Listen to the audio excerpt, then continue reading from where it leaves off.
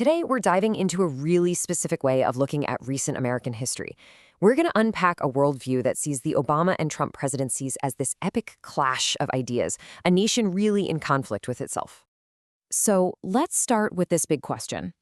How can a country's political history be seen as more than just, elections and policies? How can it be interpreted as a genuine spiritual and moral battle?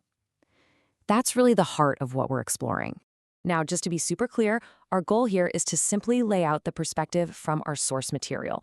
We're going to walk through how a conservative, biblical worldview sees the huge shifts that happened during the Obama and Trump administrations. We're not taking sides, just explaining the viewpoint. All right, so let's jump in with the Obama years. According to this worldview, this period wasn't just another presidency, it was a major turning point, a real moral shift for the country.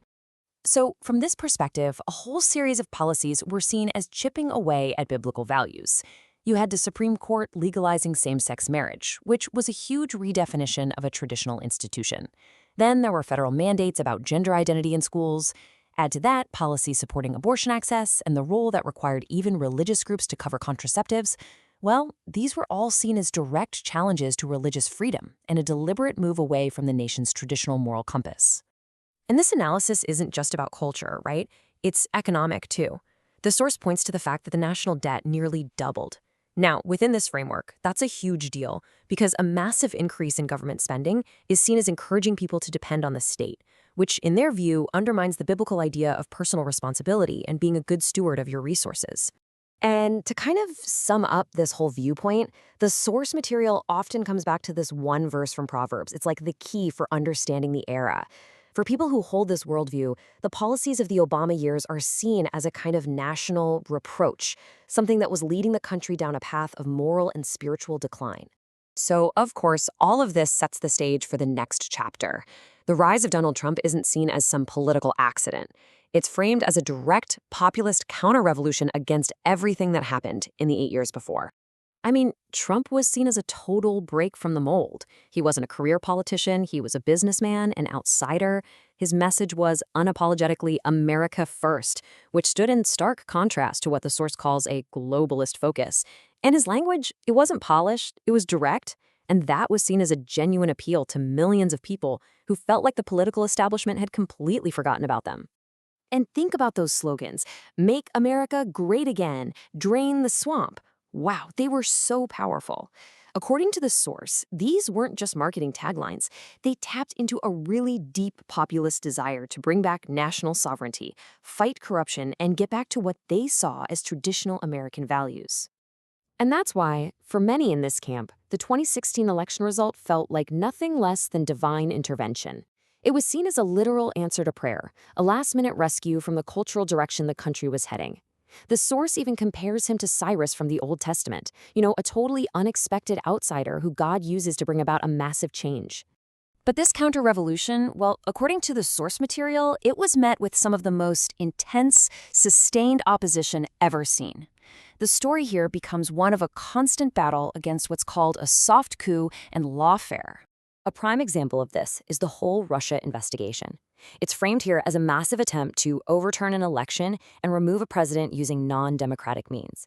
It all started, the source says, with false accusations and a fabricated dossier. The fact that the Mueller investigation, after years, ultimately found no evidence of collusion is presented as total vindication of this viewpoint. And this narrative of opposition continues right into the 2020 election. The source claims that all the emergency measures put in place because of the pandemic, things like mass mail-in voting and looser security rules, well, that, combined with what they call censorship by big tech, created this environment of total confusion and manipulation that made a lot of people deeply distrust the final outcome. And this brings us to a really important term in this worldview: lawfare. The source defines this as using the legal system as a political weapon. So all the lawsuits and criminal charges brought against Trump, in this view, they aren't actually about justice. They're seen as politically motivated attacks designed to bankrupt him and block him from ever running again, which turns him into a symbol of someone fighting against a rigged system. So you add all this up and it leads to what the source material describes as the ultimate conflict.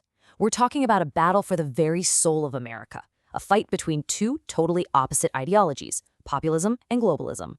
Now, the source has very specific definitions for these two sides. First up, globalism.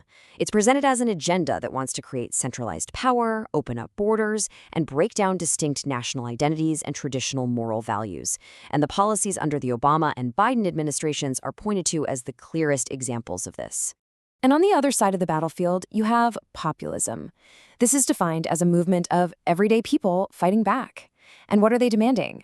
Things like secure borders, elections people can trust, and the protection of basic freedoms like speech and religion.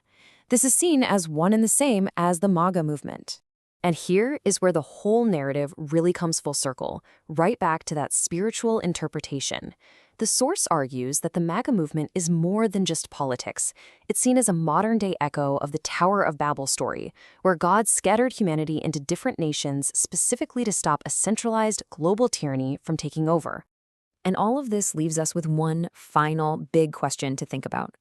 No matter what you believe, it's a fascinating exercise to ask yourself, how does any belief system, whether it's political, religious, whatever, how does it become the lens through which we see our leaders, our conflicts, and really the entire story of our history?